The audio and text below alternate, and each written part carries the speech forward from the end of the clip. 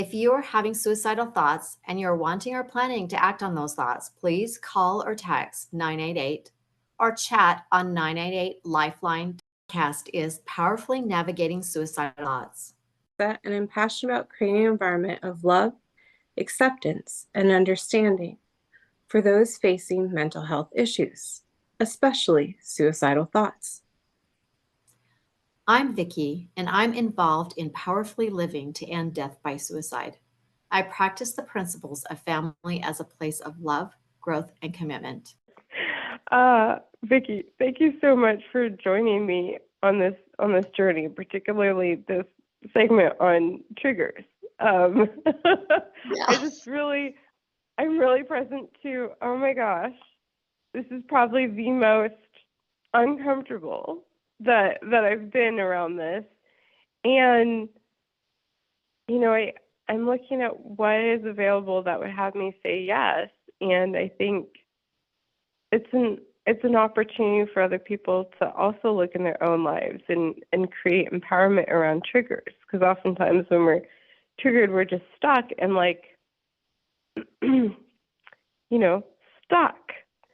So I'm so glad that we're talking about this, and also and sometimes it's just stuck where you're at. You start cycling down. Yeah. And it seems very logical, by the way. So would you like to kick us off with our starring question today? Yes, a very uncomfortable question.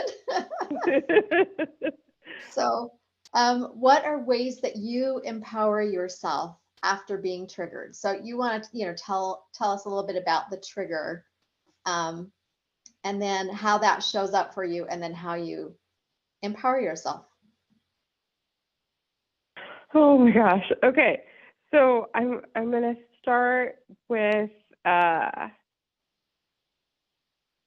where I am today. So today, I woke up early, but then decided to start my whole day late, right? So it's not even an external, it's an internal trigger where I'm like, oh, I'm such a failure. I'm so awful.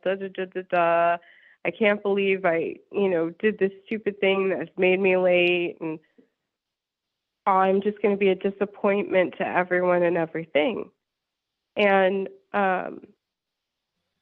kind of had to slow down and take a deep breath and acknowledge I'm sick and I'm dealing with a lot of activity while sick, not infecting anyone. I'm still isolated, but getting things done around the house and taking care of all the work that I can.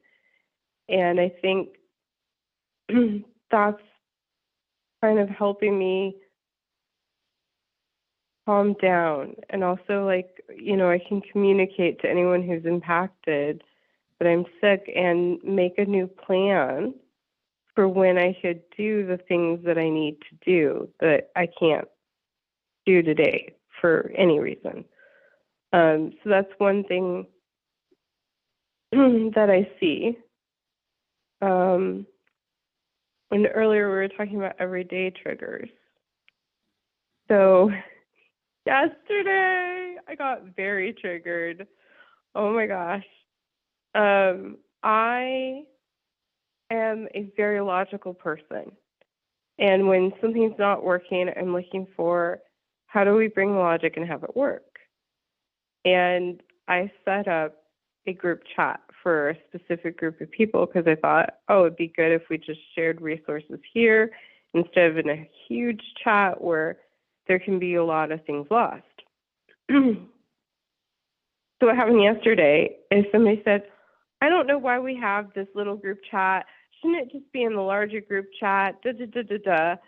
And I was like, God, we've had this conversation, right? I've explained to them what the logic is for me. And even over the weekend, they had a breakdown. They didn't actually catch something in the larger chat that they needed, right? And I think it would have been caught in a smaller chat. And so, like, everything about it was triggering up. Nobody listens to me. I'm too young. And it's not that I'm young anymore, but like when I was a kid and was logical, nobody in my family would listen to me. And I would be like, ugh. And then when people would understand what I was saying and get the logic behind it, they would teasingly acknowledge it. So it felt undercut. And then this person yesterday did the same thing. And I was just like really upset, you know, and I had to take a step back and go, okay, they're not comfortable. They can't hear me because they're not comfortable. And it's not about them ignoring me. It's about their own stuff. And it's challenging when somebody does something like that, because I don't always recognize, oh, it's theirs. You know, they're going through their own process. They also don't want to be in so many chats. And I understand that. And, you know, it's not mine to manage. I actually told the person, you can leave. I don't care if you leave the chat. But it doesn't, I'm getting that, like, it doesn't fulfill my intention. And one thing that is starting to fulfill my intention is sharing that. Like, is saying, hey, I want to be acknowledged for logic. And I want people to get what I'm doing. And it's okay to be sad that I'm sad or upset that they're not, right? And then I can also look at, how can I say it differently or newly, or have them feel heard enough to hear me, right? Because sometimes the other person's not listening because they don't feel heard. Like, maybe I just need to acknowledge, oh, you feel overwhelmed by chats. So, like, there's ways I can play with it in language and looking and speaking and being with another. Those are some things that I'm seeing about, like, you know, day to day. I definitely have a thing about not being heard.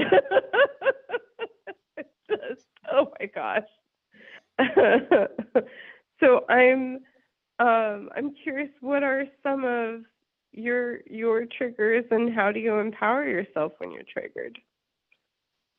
Well, with my day-to-day stuff, what shows up is this conversation. A lot of, I'm in trouble, and I don't use this word very often, so I'm a fuck up. Oh.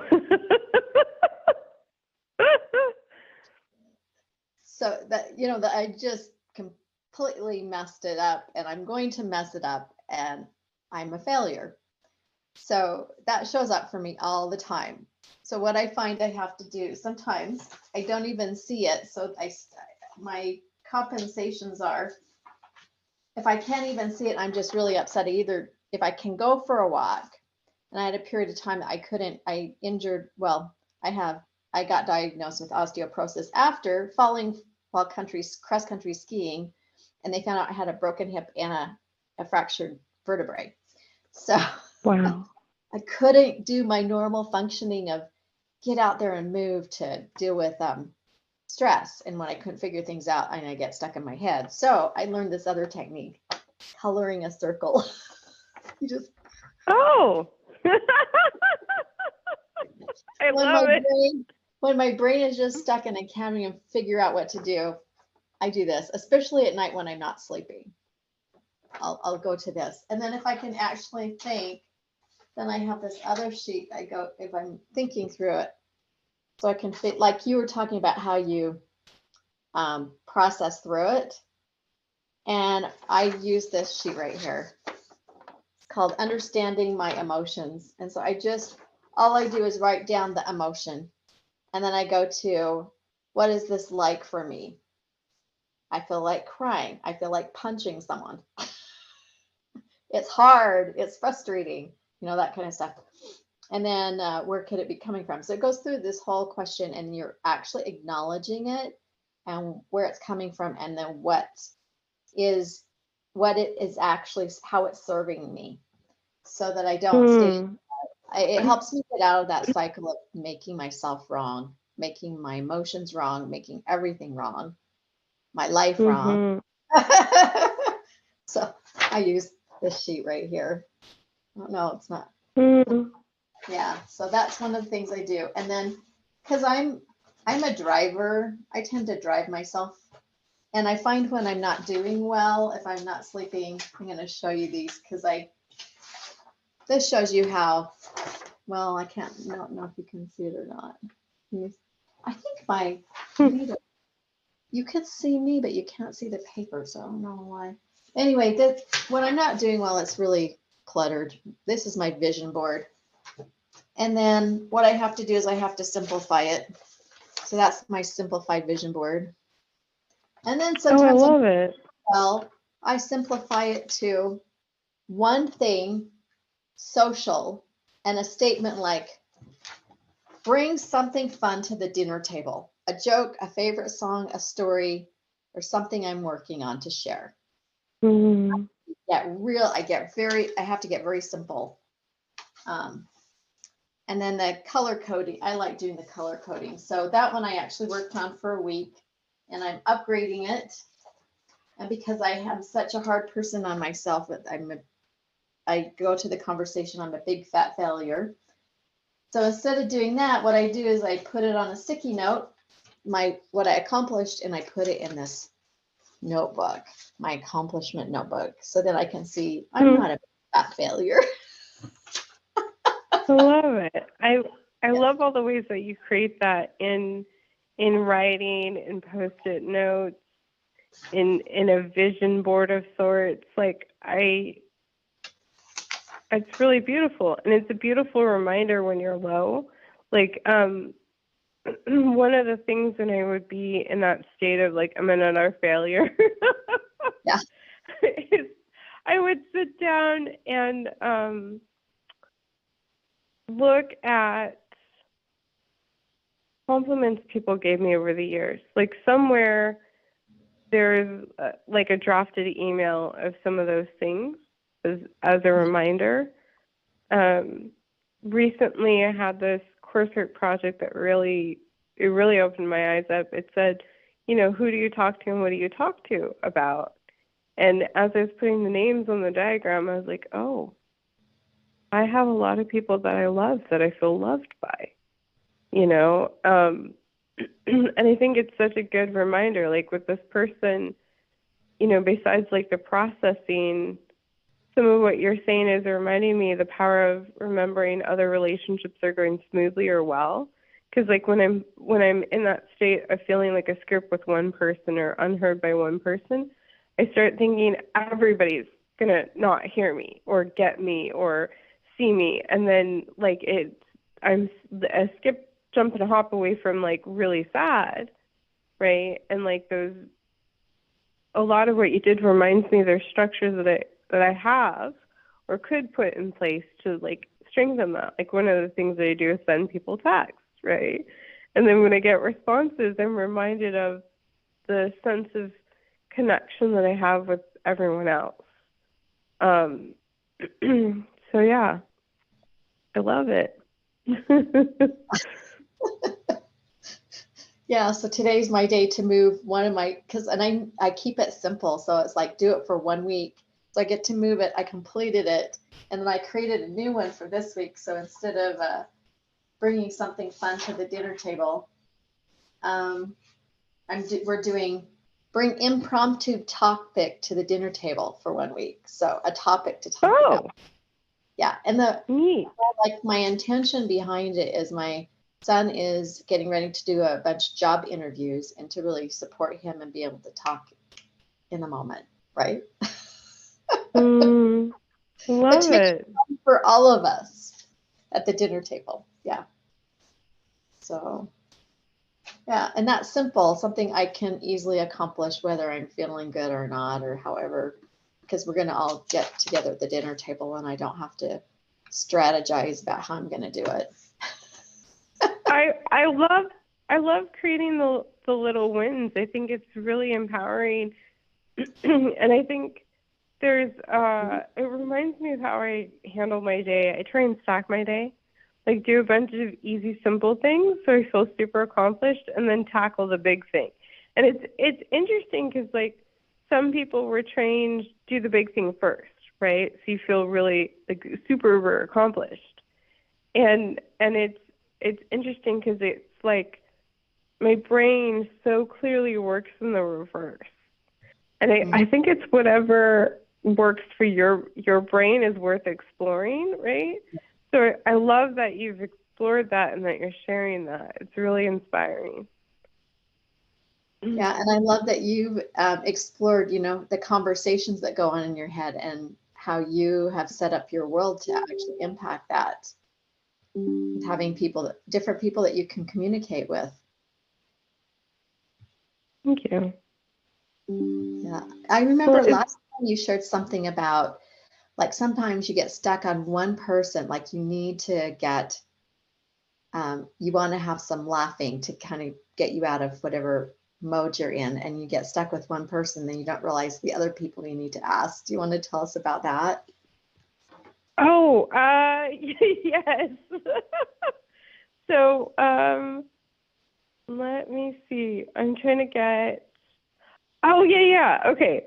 So sometimes the trigger is I've reached out to somebody that I think is really funny and they don't respond. And then I get really upset. Like I have no funny friends. And then I have to like stop and look through my contacts. Like who else in my contacts is funny that I could reach out to? And it's really great because then I'm present to how many more friends I have. And like typically my second person that I contact will respond, which I really love. Just looking a little more, because you never know, you could find someone or something else if you just kind of keep looking. And it's hilarious because I'm recognizing lately how much when I hit resistance, I just stop. Yeah, sometimes I do too. Oh, there's a different option. There's a different person. There's a different conversation. There's a different event I could attend, right? Like I just kind of like, oh, well, I can't do that one thing, so I'm going to do nothing. And it makes my world feel a little fat and narrow.